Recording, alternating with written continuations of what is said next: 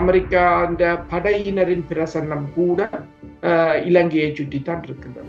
இந்த வாரம் ஜூலி சங் அவர்கள் இந்த கிரிண்ட பகுதியில நேவி கோஸ்ட் கார்ட் ஸ்டேஷன் என்று சொல்றது, அது அமெரிக்காவின் நிதி உதவியுடன் தான் அமைக்கப்பட்டிருக்கு.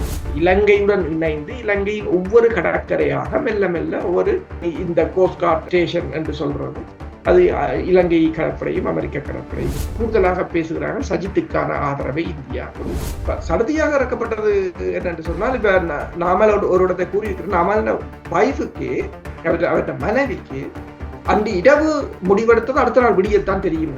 ரணில் விக்ரமசிங்காவை பொறுத்தவரையில் முழுக்க இந்த மக்கள மனங்களை சென்டிமெண்டாக வெல்வதற்கான நடவடிக்கை இலங்கை கடற்படையை பெருமளவில் களமிறக்கி இருக்கிறார். பெருமளவில் களமிறக்கி இருக்கிறார்கள் என்பது மட்டும் இவர்களின் ரோலர்களை அவர்களின் கடற்படை கப்பல்களால் மோதுகிறார்கள் என்ற ஒரு பிரச்சனையும் இருக்கு. இப்ப ரணில் விக்ரமசிங்காவை பொறுத்தவரையில் அனைத்து விதமான பிரச்சனைகளுக்கும் 11 நாட்களில் தீர்வு காண ஸ்ரீ மாரியம்மன் ஜோதிட நிலையம். தொடர்புகளுக்கு 0091 990 816 585 6. அரசியலில் நகர்த்தப்படும் காய்கள், திரை மறைவில் நடக்கும் ரகசிய பேரங்கள், உலகத் தமிழர் அறிந்தேயாக வேண்டிய உண்மைகளை தேடி ஒரு உடறுப்பு.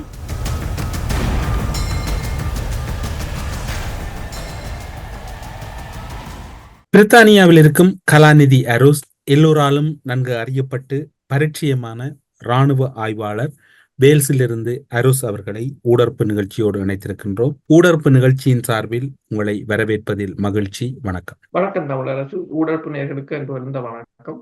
இலங்கையின் ஜனாதிபதி தேர்தலுக்கான வேட்பு மனுக்கள் தாக்கல் செய்யப்பட்டு பிரசாரங்கள் ஆரம்பிக்கப்பட்டுள்ள சூழ்நிலையில் வழமைக்கு மாறாக அதி முக்கியத்துவம் வாய்ந்த ஒரு தேர்தலாக இலங்கையில் பார்க்கப்படுகின்றது. இராணுவ விவகாரங்கள் தொடர்பில் பல்வேறுபட்ட விடயங்களை இந்நிகழ்ச்சியினூடாக பேசுகின்ற நீங்கள் இன்று சர்வதேச ரீதியான ராஜதந்திர ஒழுங்குபடுத்தல்களும் இராணுவ ரகசியங்கள் என்பதை தாண்டி புலனாய்வு நகர்வுகளும் ஆங்காங்கே ஒளிந்து கொண்டிருப்பதாக பூடகமாக சில விடயங்கள் தெரிகின்றன. அதன் அடிப்படையில் இப்போது இருக்கக்கூடிய இலங்கையின் ஜனாதிபதி தேர்தல் சர்வதேசத்தின் வலைப்பின்னல்களுக்குள் பலத்த எதிர்பார்ப்புகளோடு நகர்வதாக கூறப்படுகின்றது. உங்களுடைய பார்வையில் அப்படியானதொரு சாத்திய கூறுகள் இருக்கின்றதா அல்லது அதற்கு நேர் எதிரான நிலைப்பாடுகள் இருக்கின்றதா?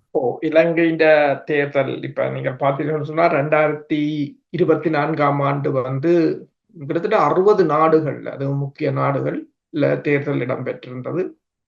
அதில் பல தேர்தல்கள் பாதகமாகத்தான் இருந்தது, எதிர்பார்த்ததை விட பாதகமாகத்தான் இருந்தது. பல தேர்தல் முடிவுகளை மாற்றுவதற்கான புரட்சிகளும் இடம்பெற்றன. பல தேர்தலின் முடிவுகளை மாற்றியும் விட்டார்கள்.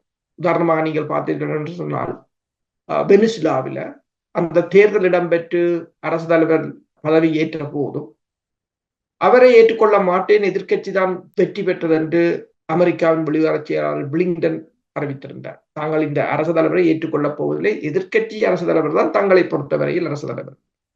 அதுக்கு பிறகு ஒரு புரட்சியும் நடைபெற்று. அதே போல பிரித்தானியாவில் ஒரு ஆட்சி மாற்றம் வந்திருந்தது. இப்ப ரஷ்ய தேர்தலில் திருப்பியும் பூட்டினே வந்திருந்தது. ஈரான்ல புதிய அதிபரை கொண்டு வரக்கூடிய ஒரு நிலை இருந்தது. அப்ப அடுத்ததாக நீங்கள் பங்களாதேசத்துல ஜனவரி மாதம் தான் தேர்தல் இடம்பெற்றது. ஜூலை மாதம் பிரதமரே கலைச்சிட்டாங்க நாட்டை விட்டு. இப்ப பல தேர்தல்கள்ல முடிவுகள் பாதகமாக வரும்போது அதை மாற்றியமைக்கும் நடவடிக்கைகளும் நிகழ்ந்திருக்கு. எந்த நாட்டிலும் ஒரு அமைதியான ஒரு சூழ்நிலை இல்லை. அந்த உலகமே ஒரு மிகப்பெரிய ஒரு சிக்கலுக்குள்ளதான் இருக்கின்றது. கிட்டத்தட்ட ஒரு உலக போர் நெருங்கி வருகின்ற ஒரு காலகட்டமாகத்தான் இதை பார்க்கிறாங்க.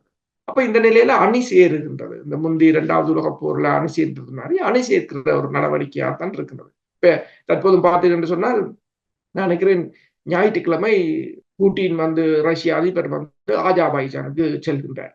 ஆர்மேனியாவை அமெரிக்கா கைப்பற்றி வைத்திருக்கின்றது. 2 நாடுகளுக்கும் இடையில் ஒரு முறுகல் அல்லது போர் வரலாம் என்பதை ஈரான் அதனை தணிப்பதற்குரிய நடவடிக்கை. அப்படி அதை சுற்றி வர்ற ஒரு சூழலை பார்க்கிறோம், என்ன நடக்கிறது உலகத்திலே. இதுல இலங்கை தேர்தலும் மிக முக்கியமானது.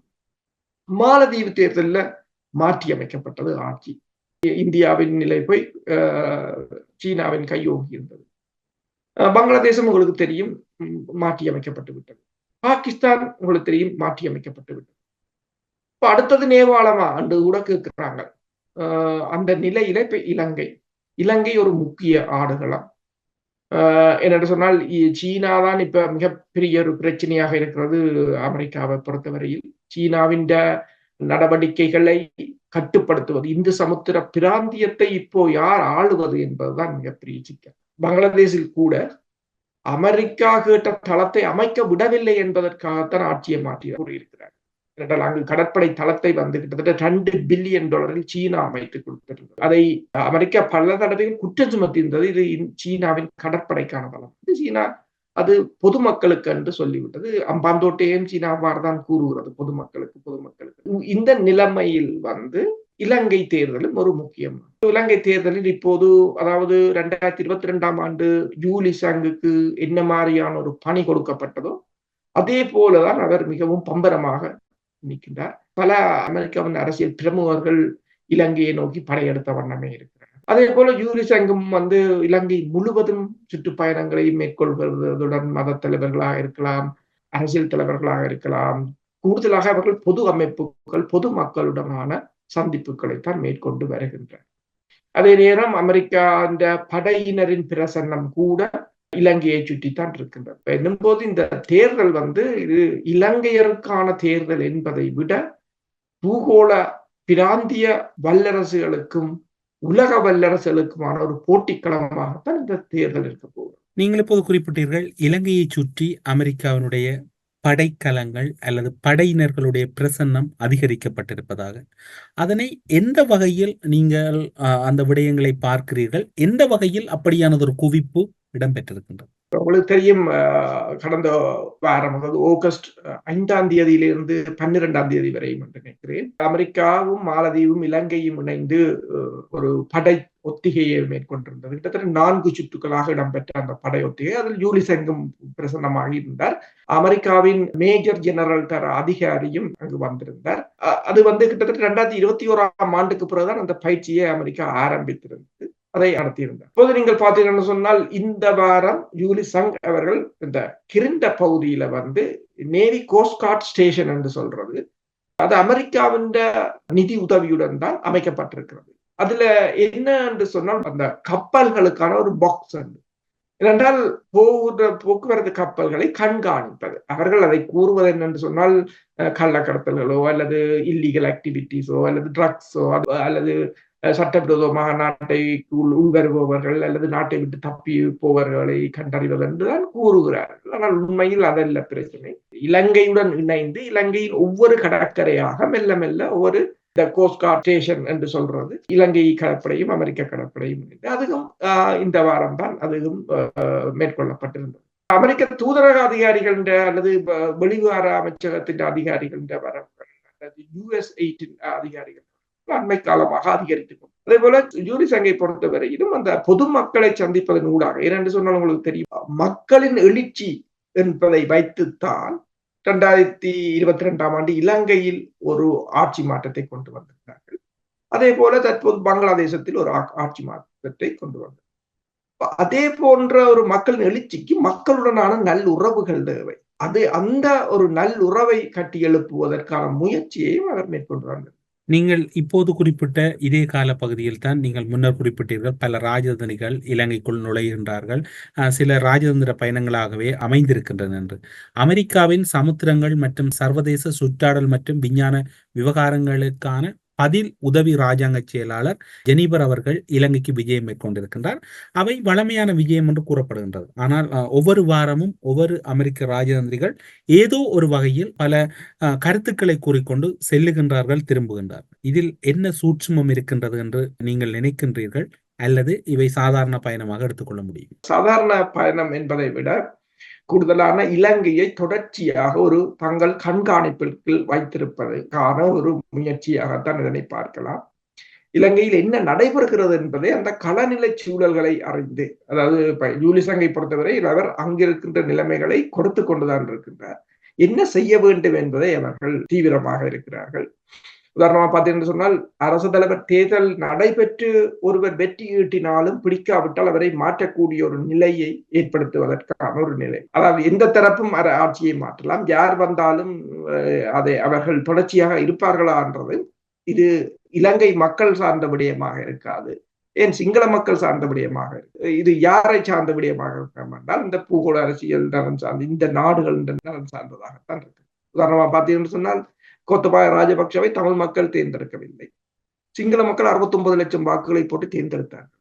ஆனால் சிங்கள மக்கள் பெருமளவில் வாக்கெடுப்பை போட்டாலும் அவர் ஆட்சியை தொடர வேண்டுமா இல்லையா என்பதை தீர்மானித்தது அமெரிக்காவாக இருந்தது. அதே போலதான் பங்களாதேஷில் கிட்டத்தட்ட 3/2 பெரும்பான்மையை பெற்று அவர் வந்திருந்தாலும் 7 மாதத்துக்கு அவரை நாட்டை விட்டு துரத்தி அடிக்கக்கூடிய ஒரு நிலையை ஏற்படுத்தியது அமெரிக்காவாக தான் இருக்கு. இப்ப இவ்வாறான ஒரு நிலைமைக்கான கள ஆய்வுகளுக்கு அவர்களுக்கு இப்படி தொடர்ச்சியாக முதலும் ஒரு தடவை அவர்கள் கூறியிருந்தார்கள், அதாவது இலங்கையுடன் தொடர்ச்சியாக ஒரு ராஜதந்திர உறவுகளை வைத்திருப்பதற்கும், அதாவது அமெரிக்க அதிகாரிகளின் பயணங்கள் வந்து உங்களுக்கு தெரியும், தாய்வானுக்கு அமெரிக்க அதிகாரிகள் போகும்போது சீனா இவ்வளவுக்கு ரியாக்ட் பண்ணுவது, நான்சி பெலோசி வந்த போதும் செனட் சபை உறுப்பினர்கள் வந்த போதும் சீனா எவ்வளவுக்கு ரியாக்ட் பண்ணு தெரியும்.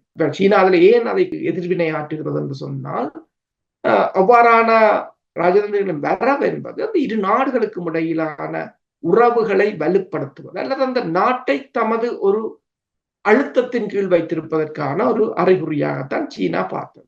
அதே போலதான் இப்போது இங்கு அடிக்கடி வருவது வந்தும், இப்ப இந்திய தூதரக அதிகாரிகள் வரும்போது இந்திய வெளியுறவு அமைச்சர் அடிக்கடி வருகிறார் என்றால் உங்களுக்கு தெரியும், 1983 ஆயுத போராட்டம் உச்சக்கட்டம் பெற்ற பிற்பாடு இந்திய ராஜதந்திரிகள் அடிக்கடி வருவதும் பார்த்த சாரதி வந்ததும் ஏனென்று சொன்னால் அவ்வாறான வரவுகள் வந்து அந்த நாட்டின் மீதான ஒரு அழுத்தத்தை பிரயோகிப்பதாகத்தான் இந்த ராஜதந்திர மொழியாடல்களில் அதை அவ்வாறுதான் பார்ப்பார்.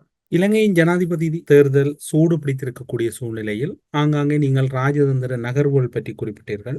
தமிழர் தரப்பை பொறுத்தவரையிலும் ராஜதந்திர சந்திப்புகள் இடம்பெறுவதாக நிழல் படங்கள், எக்ஸ்தலத்தின் பதிவுகள் என்று பல வெளியாகிக் கொண்டிருக்கின்றன. அண்மையிலே சீன தூதுவரை நீங்கள் வளமையாக அடிக்கடி கூறுவது, சீனாவை ஏன் தவிர்க்கிறீர்கள், சந்திக்கலாம், எல்லோரும் அதுவிடையும் தொடர்பிலும் கரிசனை செலுத்தலாம் என்று சுமந்திரன் சாணக்கியன் போன்றவர்கள் சீன தூதுவரை சந்தித்தார்கள். அதன் பின்னர் சுமந்திரன் தனியாக இந்திய தூதுவரை சந்தித்தார். அதன் பின்னர் ஸ்ரீதரன், சார்ல்ஸ் நிர்மலநாதன் ஆகியோர் இந்திய தூதுவரை சந்தித்திருந்தனர். அதன் பின்னர் பார்த்தீர்கள் என்றால் தமிழ் பொது வேட்பாளரை ஆதரிக்கக்கூடிய தரப்பினரான ஜனநாயக போராளி கட்சியினர், டெலோ அமைப்பினர், புலட் அமைப்பினர், இலங்கை ஜனாதிபதி ரணில் விக்ரமசிங்கே, அதன் தொடர்ச்சியாக சஜித் பிரேமதாசவை சந்தித்திருந்தனர். இவை அரசியலுக்கு அப்பாற்பட்டு அல்லது இராணுவ ஆய்வுக்கு அப்பாற்பட்டு ராஜதந்திர ரீதியான இந்த சந்திப்புகள் உங்களுடைய பார்வையில் எப்படி இருக்கின்றது? சீன தூதரகத்தை திரு சுமந்திரன் அவர்கள் சந்தித்திருக்கின்றார். இம்முறை சந்தித்ததே புகைப்படம் வெளியாக இருக்கின்றன. இதற்கு முறையும் பல முறை சந்தித்ததாக கூறப்படுகின்றது.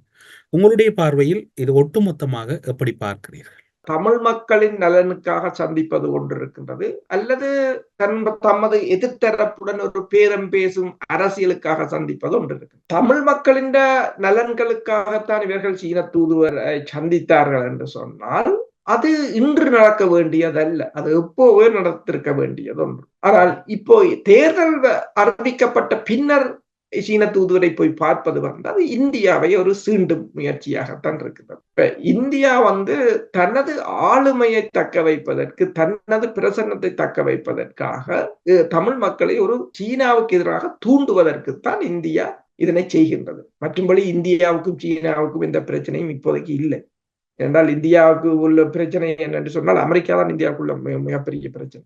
சீனாவை அது பெரிய ஒரு த்ரெட்டாக இந்தியா பார்க்கவில்லை. ஆனால் அந்த இடத்தை தக்க வைப்பதற்காக சீனா வந்தால் தனது பொருளாதார நலன்கள், அதாவது இந்தியாவுக்கு ஒரு பாதகமான நிலை ஏற்படும் என்பதை சீனா, அதாவது இந்தியா வந்து இந்து சமுத்திர பிராந்தியத்தின் பிடியை இழந்துவிடும். இந்து சமுத்திர பிராந்தியத்தின் பிடியை இழந்து விட்டால் இந்து சமுத்திர பிராந்தியத்தில் நான் தான் ராஜா என்று சொல்லி மேற்குலகத்துடன் பாகையின் பண்ண முடியாது இந்தியா. அதே போல உங்களுக்கு தெரியும், அந்த கோபோல்ட் மலை இந்து சமுத்திர பிராந்தியத்தின் கனிம வளங்கள், அதையும் இழக்க வேண்டி வேற. முற்றுமுழுதாக இது பொருளாதாரம் சார்ந்ததும் ஒரு பேரம் பேசும் அரசியல் சார்ந்ததும் தான் இந்த இந்தியா சீனாவை வைத்து தமிழ் மக்களுக்கு காட்டுகின்ற ஒரு பூச்சாண்டியாக இருக்கு. அப்ப சுபத்திரம்பு இப்பவோ இவர் சந்திக்கிறார் என்று சொன்னால் அது இந்தியாவை சீண்டும் ஒரு முயற்சி. அதாவது தனது இமேஜை இந்தியாவிடம் ஒரு விற்பனை செய்வதற்கான ஒரு முயற்சியாகத்தான். உண்மையில் இவர்கள் தமிழ் மக்களுக்காகத்தான் போகிறார்கள் என்று சொன்னால் அது எப்பவோ நடந்திருக்க வேண்டியது மட்டுமல்ல, தொடர்ச்சியாக நீங்கள் தொடர்புகளை வைத்திருக்க வேண்டியது. இப்ப முன்னர் ஒரு காலத்துல சொல்லுவார்கள், அதாவது விடுதலை புலிகள் என்ற காலத்துல சொல்லுவார்கள், விடுதலை புலிகளின் அலுவலகம் வந்து உலக அளவில் இலங்கையின் தூதரகங்கள் இருக்கின்ற நாடுகளின் எண்ணிக்கையை விட விடுதலை புலிகளின் அலுவலகங்கள் இருந்த நாடுகளின் எண்ணிக்கை அல்லது விடுதலை புலிகளுடன் தொடர்பில் இருந்த நாடுகளின் எண்ணிக்கை அல்லது விடுதலை புலிகளின் பிரதிநிதிகள் இருந்த நாடுகளின் எண்ணிக்கை அதிகமாக சிங்கள பேப்பர் கூட எழுதியிருந்தது. இலங்கை தனது ராஜதந்திர உறவுகளை விஸ்தரிக்க வேண்டும் என்று கூட சிங்கள பத்திரிகை இலங்கைக்கு விடுதலை புலிகளை உதாரணம் காட்டி கூறியிருந்தது. அவ்வளவுக்கு அந்த ராஜதந்திர உறவுகள் இருந்தது. 2002ஆம் ஆண்டு அமைதி பேச்சு நடந்த பிற்பாடு கூட சீன தூதரக அதிகாரிகள் வன்னிக்கு சென்றிருந்தார்கள். ஒரு பொருளாதார உடன்பாட்டை விடுதலை புலிகளுடன் மேற்கொள்வதற்கு முயன்றிருந்தார்கள். அதுதான் முதலாவதாக ஒரு நாடு தமிழீழத்துடன் ஒரு வர்த்தக உடன்பாட்டை மேற்கொள்ள முனைந்திருந்தது. அதுதான் வரலாற்றில் ஒரே ஒன்று. அதாவது இந்த நிதி முகாமைத்துவ பொது கட்டமைப்பு கூட வாஷிங்டனில் நடைபெறுகின்ற மாநாட்டில் கலந்து கொள்வதற்கு விடுதலை புலிகளை அழைக்கவில்லை என்பதே அந்த பேச்சுவார்த்தையின் தோல்விக்கான ஒரு காரணமாக இருந்தது. அதை மேற்குலகம் தான் திட்டமிட்டு செய்திருந்தது. அப்ப இப்ப இவர்கள் உண்மையில் இதே சுத்தியுடன் தான் சீனாவுடன் போய் கதைக்கிறார்கள். தமிழ் மக்களுக்கு எல்லா நாடுகளுடன் ஒரு நல்ல உறவு வேணும். இப்ப இந்தியாவுக்கும் எதிர்ப்பில்லை. இப்ப சீனாவோட கதைப்போல அதை இந்தியா தமிழ் மக்கள் தனக்கு எதிராக நிற்கிறார்கள் பார்க்க தேவையில்லை. ஏனென்றால் சீனாவிடம் இருந்து கிட்டத்தட்ட சோழப்பணம் இந்தியாவின் தேவைக்கான இந்த சூரிய மின்கலங்கள் உதிரிப்பாகங்கள் 60% சீனாவிடம் இருந்தால் இந்தியா இறக்குமதி செய்கின்றது. இந்தியாவின் இலத்திரனியல் தொழில்நுட்பத்துக்கும் அதன் உற்பத்திக்குமான மூலப்பொருட்களை கிட்டத்தட்ட 40% சீனாவிடம் தான் இந்தியா இறக்குமதி. அதை இறக்குமதி செய்து அதன் மூலம் செய்கின்ற தளவாடங்களை தான் இந்தியா விற்கின்றது. இப்ப நீங்கள் கேட்டு பாருங்கள், இந்தியாவுக்கு நாங்களும் இங்கு சீனாவை எதிர்க்கின்றோம், நீங்களும் சீனாவிடம் இந்த பொருட்களை வாங்காதீங்கள் என்று கேட்டு பாருங்கள், இந்தியா என்ன சொல்லுது?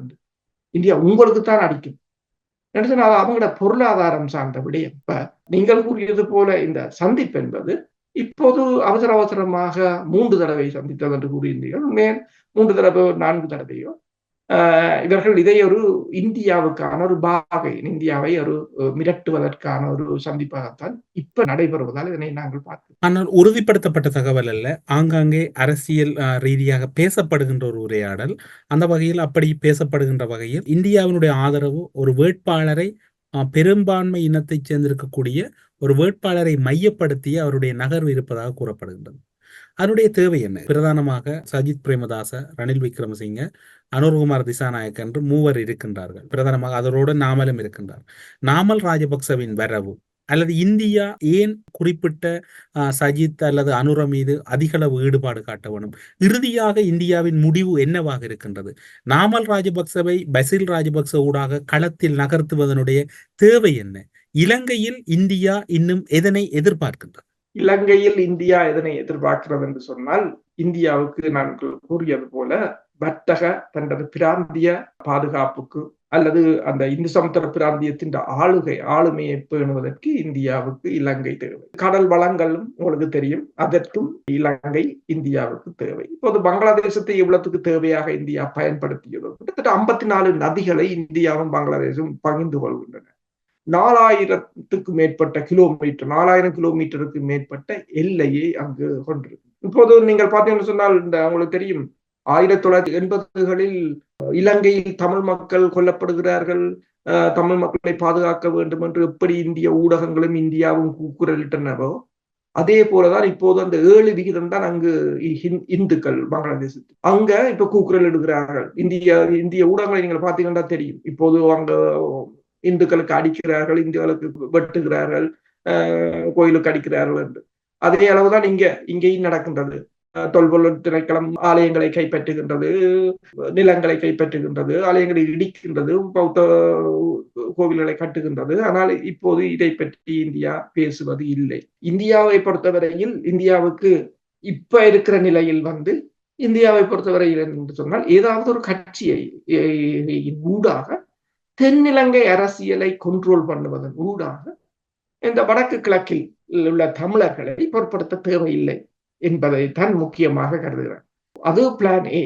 அது ஒரு தடவைகள் பிழைத்து விட்டால் அடுத்ததாகத்தான் இந்த வடக்கு கிழக்கை இந்தியா மையப்படுத்த வேண்டிய ஒரு சூழ்நிலை இருக்கும். அது விரும்பியோ விரும்பாமலோ அதை செய்ய வேண்டிய ஒரு நிலைக்கு இந்தியா போகும். இப்ப பங்களாதேசத்தை என்ன கூறுகிறார்கள்?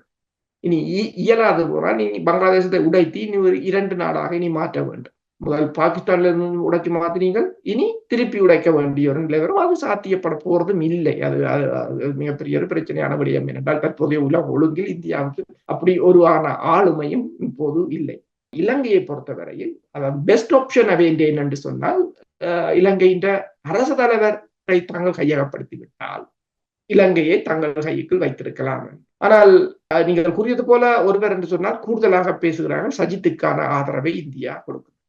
நாமல் அரசு தலைவராக இறக்கப்பட்டதே சடுதியாக இறக்கப்பட்டது என்னென்று சொன்னால், இப்ப நாமல் அவருடைய மனைவிக்கு அன்று இரவு முடிவெடுத்தது அடுத்த நாள் விடியத்தான் தெரியும் என்று தான் சொல்லித்தான் தெரியும் நான் நிற்கிறேன் என்று சொல்லி அப்படி சடுதியாக எடுக்கப்பட்ட ஒரு முடிவு.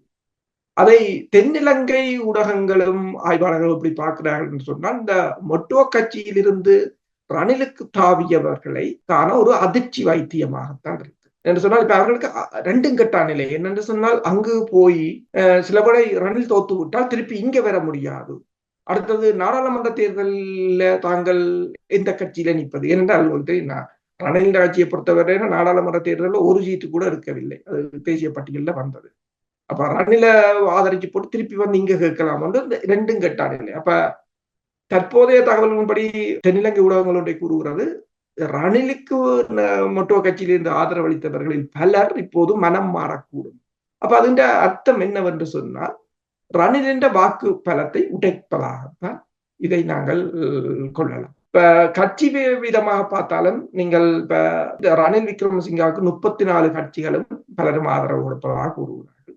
சஜித் பிரேமதாசாக்கு 27 கட்சிகள் ஆதரவு கொடுப்பதாக கூறுகிறார்கள். அதற்கு அப்பால் நாமல் மற்றும் அனுரகுமார திசாநாயக்க. இப்ப நீங்கள் புரியது போல இந்தியாவின் ஆதரவு என்று சொன்னால் கூடுதலாக நான் நினைக்கிறேன் சஜித்துக்கான ஆதரவாகத்தான் ஆதரவைத்தான் இந்தியா கொடுக்க போகும். அப்ப அதுக்கு தமிழ் கட்சிகளையும் இந்தியா தன் பக்கம் இழுப்பதற்கான ஒரு முயற்சியாகத்தான் இதை நாங்கள் தமிழ் கட்சிகள் இந்தியாவுடனான அல்லது சீன தூதரகத்துடனான சந்திப்புகளை பார்க்கலாம். உங்களுடைய கருத்தின் அடிப்படையில் பார்க்கின்ற போது ரணிலின் பலமான வாக்கு பலம் அல்லது ரணிலின் வெற்றியை இந்தியா நேரடியாக எதிர்ப்பதற்கு ஆரம்பித்து விட்டது. உண்மைதான். என்னென்று சொன்னால் உங்களுக்கு தெரியும், ரணில் வந்தது இந்தியாவுக்கு விருப்பம் இல்லை. இந்தியா டலசலக பெருமாவைத்தான் ஆதரித்தது. இந்தியா கோத்தபாயாவே சொல்லி இருக்கு, கோத்தபாயாவே போக வேண்டாம் என்று சொன்னதும் இந்தியா தான் நிற்பேன் என்று கூறியதும் கோத்தபாயா போன போது ஒன்றை கூறியிருந்தார், IMF நிபந்தனையை ஏற்றுக்கொண்டு அவர்களுடன் ஒரு டீலுக்கு சம்மதித்து விட்டேன். நான் போக முதலே இந்தியா எங்களுக்குரிய உதவியை தந்து பொருளாதாரத்திலிருந்து மீட்கிற அளவுக்கு நாங்கள் வந்து விட்டோம். என்னென்னத்தை நான் செய்த ஆரம்பித்தேனோ அதன் மூலம் அந்த பொருளாதார நெருக்கடி என்பது தீரப்போகிறது என்று அறிந்து அதை நடைமுறைப்படுத்த முதல் தன்னை கரைத்ததாகத்தான் கூறியிருக்கிறார். அதுக்கு பிரவுண்டை கூறியிருக்கிறார், தான் என்னென்ன திட்டங்களை ஆரம்பித்தனோ அதைத்தான் ரணில் நிறைவேற்றினர் என்பது அவசரமாக தன்னை கலைக்கப்பட்டார் என்றது தன்னுடைய அரசு பலமாக கூடாது. ஆனால் அவரை கலைத்த போது அவரை போக வேண்டாம் என்று சொன்னது இந்தியா. அதையும் அவர் கூறியிருக்கிறார். இறுதி வரையிலும் இந்திய அதிகாரி தன்னுடன் தொடர்பில் தான் இருந்தார். நாட்டை விட்டு போக வேண்டாம் என்று சொல்லியும் அதிலிருந்து போக வேண்டாம் என்று சொல்லியும் இருந்தார். இந்தியாவை பொறுத்தவரையில் இலங்கை ஒரு சுமூகமாக இருப்பது அல்லது பொருளாதார ரீதியாக அரசியல் ரீதியாக முன்னேறுவது என்பது இந்தியாவுக்கு ஏற்றுக்கொள்ள முடியாத ஒரு விடயமாக இருக்கின்றது. அடிப்படையில் பொருளாதார ரீதியாக இலங்கை முன்னகர்வது இந்தியாவுக்கு ஏற்றுக்கொள்ள முடியாது என்றால் இலங்கை ஒரு இண்டிபெண்டாக இருப்பதை இந்தியா விரும்பாது. எந்த ஒரு நிலையிலும் இலங்கை தன்னில் தங்கி இருக்க வேண்டிய அந்த இண்டிபெண்டன்ட் அதாவது தனித்துவமாக இருப்பதை ரணில் ஏற்படுத்தி விடுவார் என்று இப்போது இந்தியா அச்சப்படுகின்றது. உண்மைதான். ஏனென்று சொன்னால் உங்களுக்கு தெரியும், அந்த நிக்கிட்டின் அந்த கோபோல் மலையை நீங்கள் எடுத்துக்கொள்ளுங்கள். இந்தியா இப்போது ஏன் அதை கையகப்படுத்த நினைக்கிறது என்று சொன்னால், அது இலங்கையிடம் போய் இலங்கை அதை வைத்து வேறு நாடுகளுடன் பேரம் பேசி இலங்கை ஒரு செல்வ செழிப்பான நாடாக இலங்கை தன்னிச்சையாக முடிவெடுக்கக்கூடிய ஒரு நிலை ஏற்பட்டால் இந்தியாவின் செல்வாக்கு என்பது அங்கு இல்லாது போய்விடும் என்ற ஒரு அச்சம் இந்தியாவுக்கு இருக்கின்றது. இப்ப எந்த நிலையிலும் இலங்கை தன்னுடன் இணைந்திருக்க வேண்டும் என்பதை இந்தியாவின் விருப்பம் அதாகத்தான் இருக்கின்றது. உதவியை செய்கிறார்கள். இலங்கையை பொருளாதாரத்தில் காப்பாற்றுகிறார்கள், ஆனால் முன்னேற்ற விடுவதில்லை. காப்பாற்றுவதொன்று, முன்னேறி ஒரு தன்னிறைவு பெறுவது இன்னொன்று. அப்ப இப்ப உதாரணமா பார்த்தீங்கன்னு சொன்னால் இலங்கைக்கு உதவி செய்கிறார்கள், அரிசியை கொடுக்கிறார்கள், கட்டடங்களை கட்டுறார்கள், வீட்டை கட்டி கொடுக்கிறார்கள், ஆனால் தொழில்நுட்பத்தை கொடுப்பதில்லை, ஒரு தொழிற்பேட்டை அமைப்பதில்லை, இலங்கைக்கு ஒரு தொழில் வளத்தை கற்றுக் கொடுத்து இலங்கையை முன்னகர்த்த விடுவதில்லை. இப்ப அமெரிக்காவை பாருங்கள் என்ன செய்கிறார்கள் என்று சொன்னால், இப்ப ஜூலிசங்கை பாருங்கள். ஜூலிசங்கின் 2 நாள் ப்ரோக்ராமை நீங்கள் எடுத்து பாருங்கள். அவற்றை ட்விட்டர் தளத்தில் நீங்கள் போய் பாருங்கள். கதிர்காமத்துக்கு போனார், கதிர்காமத்துல முருகனை கும்பிட்டார், பஞ்சாபியோட தான் நிற்கிறார் சல்வாரோட. அங்கால போய் புத்த கோயில கும்பிட்டார்.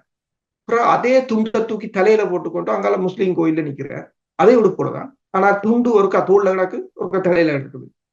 அடுத்தது பாத்தீங்கன்னு சொன்னால் சிவில் சொசைட்டியை போய் சந்தித்தார். அங்கு அந்த டிசேபிள் பீப்புள் தொழிற்பேட்டை, அதாவது அமெரிக்கா கொடுத்த உதவி திட்டத்தின் கீழ் அவர்கள் செய்கின்ற கைப்பணியை போய் பார்வையிட்டார். அதே போல ஜாலாக்கு போனார். அங்கு போய் அமெரிக்காவின் US8 கொடுக்கப்பட்ட உதவி நிறுவனங்களுடன் இணைந்து அந்த ஜால பகுதி விவசாயிகள் நடவடிக்கையை பார்வையிட்டார். அதன் பிறகு நீ அம்பாந்தோட்டைக்கு போன 1993ஆம் ஆண்டு சேம்பர் ஆஃப் கொமர்ஸ் என்று சொல்லி அமெரிக்காவும் இலங்கையும் இணைந்து ஏற்படுத்திய அந்த மாவட்ட வர்த்தக சங்கம் என்று அதை கூறலாம். அதை அவர்களுடன் போய் கதைத்தார். அதற்கு பிறகு மகரம்புர என்று சொல்ற இடத்துக்கு போனார். அங்கு ஒரு கைத்தொழில் பேட்டை, இந்த தென்னோலைகள், தென்னை மட்டை, சிரட்டையில் வைத்து அவர்கள் கைப்பணிகளை செய்தார். அதையும் அமெரிக்கா தான் அந்த நிறுவனத்தையும் கட்டி உதவிகளை கொடுத்திருந்தது. அங்கு அவர் அந்த கைப்பணியை செய்கிறார். அது பெண்களை முகாமைத்துவமாக கொண்ட நிறுவனம். சிரட்டையில் தேநீரையும் குடித்துக் கொண்டிருக்கிறார். அதன் பிறகு நீங்கள் பார்த்தீர்கள் என்று சொன்னால் இந்த கிரிண்ட நேவி கோஸ்ட் கார்ட் ஸ்டேஷனுக்கு போனார். அதன் பிறகு நீங்க பார்த்துட்டு சொன்னால் இந்த மாத்திரை அமெரிக்கன் கோனர் ஷாப் கொண்டு போனார். அதுவும் அமெரிக்காண்ட உதவியில் தான் இடம்பெறுகின்றது. இப்ப நீங்க பார்த்தீங்கன்னு சொன்னால் கூடுதலாக அவங்க தங்களோட தொழில்நுட்பத்தை, தங்களோட கைத்தொழிலே அதாவது அபிவிருத்தி என்ற ஒரு இதைத்தான் அவர்கள் கூடுதலாக பார்க்க. இவ்வாறு இந்திய தூதரகத்தினர் செய்ததிலே அங்கங்க ஒன்றொன்று செய்திருக்கிறார்கள். வீட்டை கட்டுவது, அரிசியை கொடுப்பது, பருப்பை கொடுப்பது. இப்ப ஒன்று என்னென்றால் உங்களுக்கு தெரியும், இந்திய ரோலர்கள் ஒரு நாளைக்கு 350 மில்லியன் ரூபாய்கள் பெறுமதியான தமிழ் மக்களின் வளங்களை அள்ளி கொண்டு போகிறது. அது நீங்கள் கணக்கு பார்த்தீங்கன்னா 35 கோடி ரூபாய் ஒரு நாளைக்கு. அப்ப அதுக்கு கேட்டதுக்கு ஏன் இப்படி செய்யறீங்கள், நாங்கள் உதால பாதிக்கப்பட்ட நாங்கள் என்று கேட்டதுக்கு அவங்க கொடுத்த பதில் என்னன்னா, யாழ் மீனவர்கள் முறையிட்டதுக்கு அவங்க சொன்னா, எங்கள்கிட்ட டெக்னாலஜி நிறைய இருக்கிறது, புதிய டெக்னாலஜியை பயன்படுத்தி நாங்கள் மீன் பிடிக்கிறோம், உங்கள்கிட்ட டெக்னாலஜி இல்லை, தொழில்நுட்பம் இல்லை, அதனால நீங்க எங்களை குறை சொல்றீங்க. டெக்னாலஜி இல்லைன்னா நீ கொடுத்திருக்கோம். போரினால் பாதிக்கப்பட்ட நீங்களும் தான் இந்த போரை தூண்டினீர்கள், நீங்களும் தான் இந்த போரில் அழிவை ஏற்படுத்தினீர்கள், நீங்களும் தான் சேர்ந்து அழித்தீர்கள். சரி, அந்த இனம் இப்போது மெல்ல மெல்ல மேலோங்கி வருவதற்கு நீங்கள் உங்கள் தொழில்நுட்பத்தை கொண்டு வந்து பயிற்றுவித்து அவர்களுக்கான வளங்களை ஏற்படுத்தி கொடுத்திருக்க வேண்டும். மீன் வளர்ப்போ, இறால் வளர்ப்போ, கடல் அட்டை வளர்ப்போ, அந்த மக்களுக்கான தொழில் வாய்ப்பை ஏற்படுத்தி கொடுத்து இல்லை. இப்போ சீன தூதுவர் 15 கோடி ரூபாய் பெறுமதியான மீன் விலைகளை கொண்டு போகிறார். அது யாருக்கு? இந்திய மீனவர்கள், இந்தியாவின் ரோலர்களால், இந்தியாவினால் பாதிக்கப்பட்ட தமிழ் மீனவர்களுக்கான ஒரு உதவி. ஒரு பாதிக்கப்பட்ட மீனவருக்கு மீனை கொடுப்பதை விட மீன் பிடிக்கிற முறையை கற்றுக் கொடுப்பதுதான் சிறந்தது. அதைத்தான் அவங்க செய்கிறாங்க. டெக்னாலஜி கடல் அட்டை பண்ணை என்றாலும் போடுகிறார்கள், இங்கிலியாக்கள் தான் வேலை செய்கிறார்கள். அப்ப அதுதான் அந்த டிஃபரன்ஸ். நீங்கள் கேட்டது போல இலங்கையை முன்னகர விடாமல் இந்தியா ஒரு தன்னில் டிபெண்ட் பண்ணி, அதே போலதான் தமிழாக்களையும் தங்களில் டிபெண்ட் பண்ணி வைத்திருப்பதற்குரிய ஒரு முறையாகத்தான் இந்தியா அதனை வைத்திருக்கின்றது. முன்னகர விடுவதாக இல்லை. நீங்கள் இப்போது கடற்பரப்பு குறித்து குறிப்பிட்டீர்கள், வடபகுதியின் கடற்பரப்பு குறித்து. இப்போது அண்மை காலங்களில் ரோலர் படகுகளுடைய வருகை குறைந்திருப்பதாகவும், இப்போது இருக்கக்கூடிய அரசு, ரணில் விக்ரமசிங்கே தலைமையிலான அரசு ஏதோ ஒரு விகிதத்தில் கடுமையான நடைமுறைகளை கடற்பரப்பில் கடற்படையினராக கையாளப்படுவதாகவும் கூறப்படுகின்றது. அதில் உண்மைத்தன்மை இருக்கின்றது. உண்மைதான். அதாவது அண்மையில் உங்களுக்கு தெரியும், நெடுந்தீவு பகுதியில் ஒரு மீனவர், இந்திய மீனவர் இறந்திருந்தார். உயிர் இழப்பு என்பது வருந்தத்தக்க விடயம்தான். அது உண்மையில் வருந்தத்தக்க விடயம். அதை தவிர்த்திருக்கலாம்.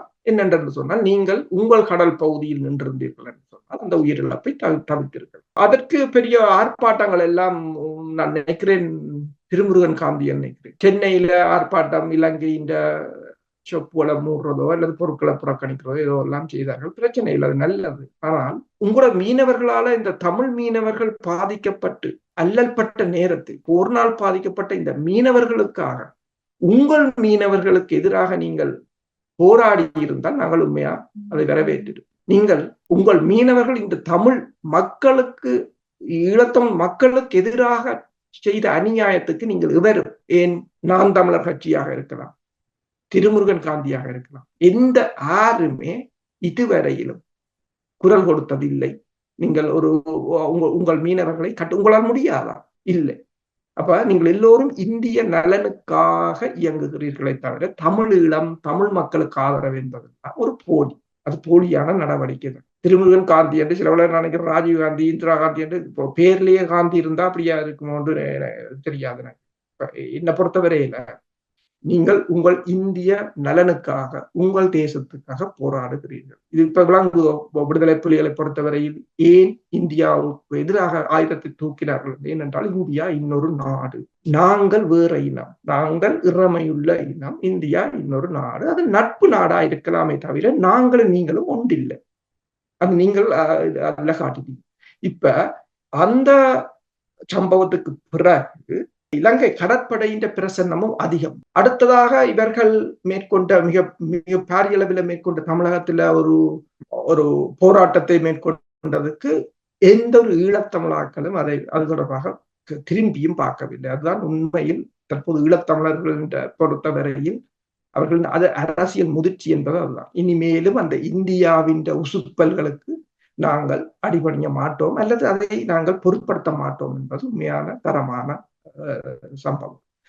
அதன் பிறகுதான் இப்போது நான் கூறவில்லை, இந்த தென்னிலங்கையில் இந்த வாரம் வந்த வார ஏடுகளே கூறியிருக்கின்றன பெருமளவில் இந்த ரோலர்கள் குறைந்து விட்டது என்று சொல்லி.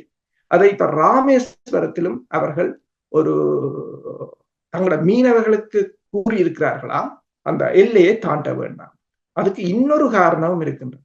சீனா உங்களால் பாதிக்கப்பட்ட இந்தியா மீனவர்களால் பாதிக்கப்பட்டவர்களான உதவி என்று களமிறங்கி இருக்கிறார்.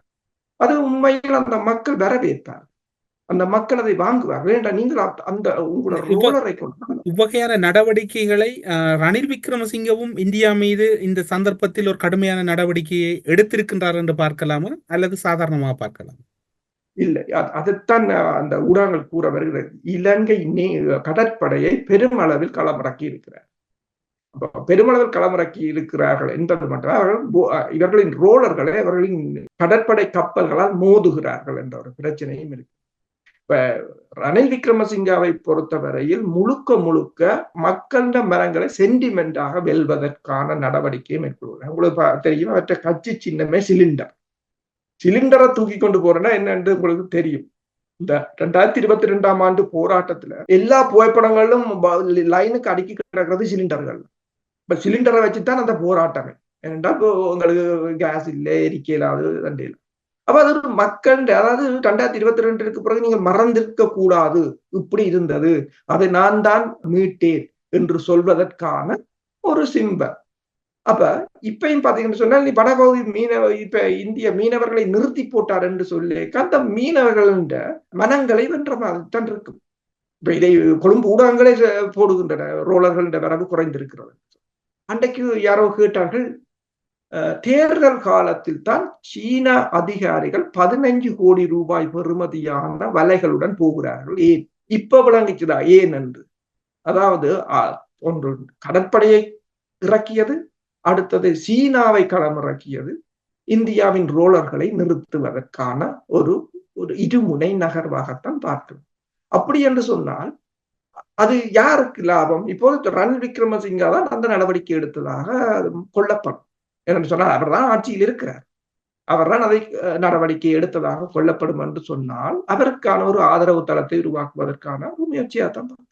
ஊடறுப்பு நிகழ்ச்சியில் இணைந்து கொண்டு குறிப்பாக இராணுவ விவகாரங்கள், அரசியல், அதிலும் மிக முக்கியமாக ராஜதந்திர ரீதியாக, சர்வதேச ரீதியாக முன்னெடுக்கப்படுகின்ற நகர்வுகள், இந்தியா இலங்கை இடையில் பின்னி பிணைந்திருக்கக்கூடிய முருகல்களும் ராஜதந்திர உள்ளக ரீதியான முருகல் நிலைப்பாடுகளும் தொடர்பிலான கருத்துக்களை ஊடறுப்பு நிகழ்ச்சியின் வாயிலாக பகிர்ந்து கொண்டமைக்கு சிறப்பு நன்றிகளோடு உங்களிடம் விடைபெற்றுக் கொள்கிறோம். நன்றி, வணக்கம். அரசியலில் நகர்த்தப்படும் காய்கள், திரைமறைவில் நடக்கும் இரகசிய பேரங்கள், உலகத் தமிழர் அறிந்தேயாக வேண்டிய உண்மைகளை தேடி ஒரு ஊடறுப்பு.